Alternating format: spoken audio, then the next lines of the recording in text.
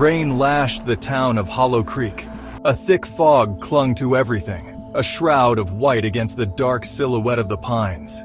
The only sounds were the drumming of rain and the distant, mournful cry of a train whistle.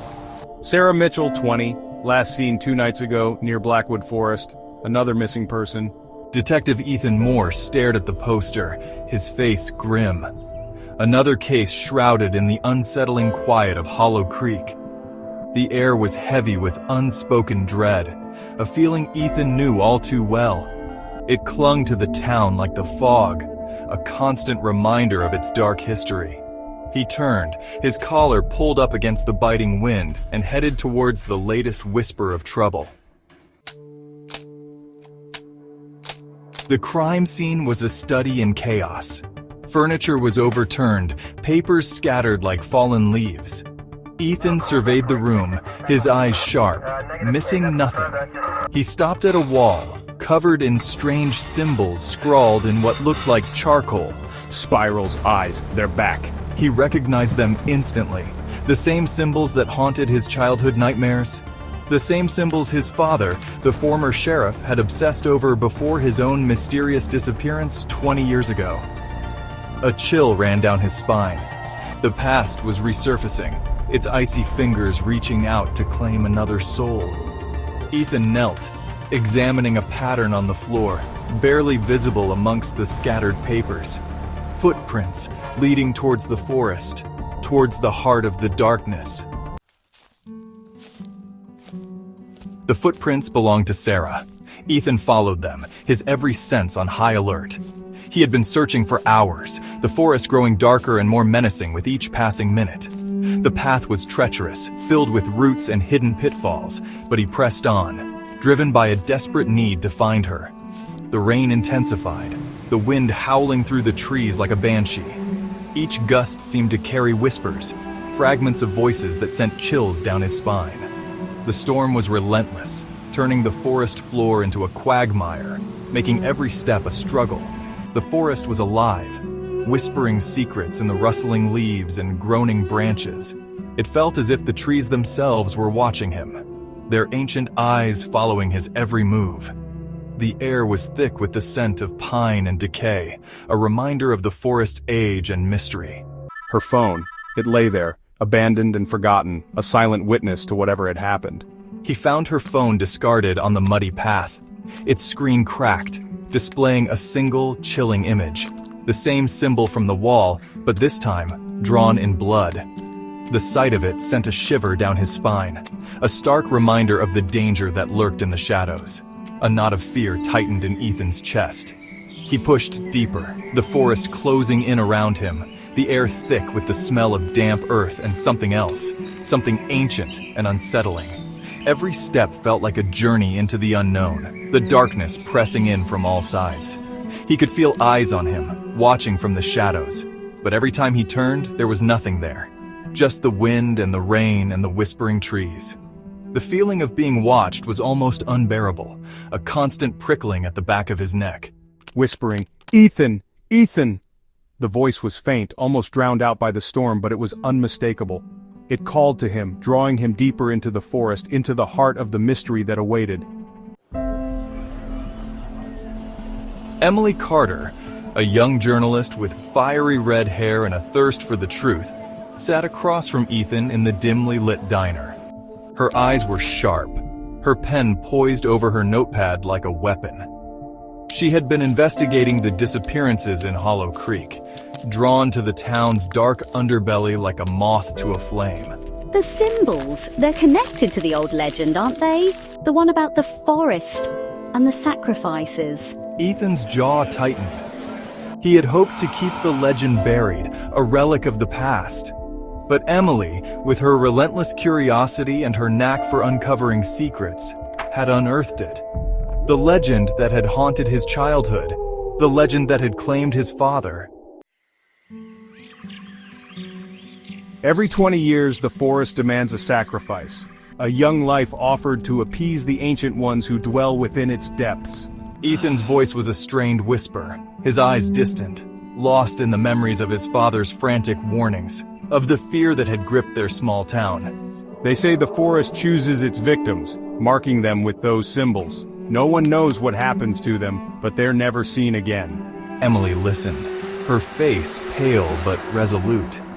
She could see the pain in Ethan's eyes, the weight of the past he carried on his shoulders. She knew then that he wouldn't let Sarah become another victim. He would fight the darkness, even if it consumed him. Armed with my father's old journal and a renewed sense of purpose, I ventured back into the forest. The journal was filled with cryptic symbols and notes, a map of sorts that promised to lead me to the truth. Each step I took felt like a step closer to uncovering the secrets that had haunted my family for generations. The rain had stopped, but the air was thick with anticipation, a palpable tension that crackled like static. The forest seemed alive, whispering secrets through the rustling leaves and creaking branches. Every shadow seemed to move, every sound amplified in the eerie silence that followed the storm. The symbols led me deeper, twisting and turning through the dense undergrowth. The path was treacherous, with roots and vines threatening to trip me at every step. But I pressed on, driven by a force I couldn't quite understand, a need to find the answers that had eluded us for so long. He reached a clearing, a circle of ancient trees surrounding a moss-covered altar. The air here was different, heavier, as if the very ground was charged with an ancient power. The altar stood at the center, a relic from a time long forgotten, covered in symbols that matched those in the journal. And there, tied to the altar, was Emily. Her presence was both a shock and a confirmation that I was on the right path. She looked fragile, her wrists bound with rough rope, her face pale and streaked with tears. Her eyes were wide with terror, her voice a desperate plea lost in the rustling leaves.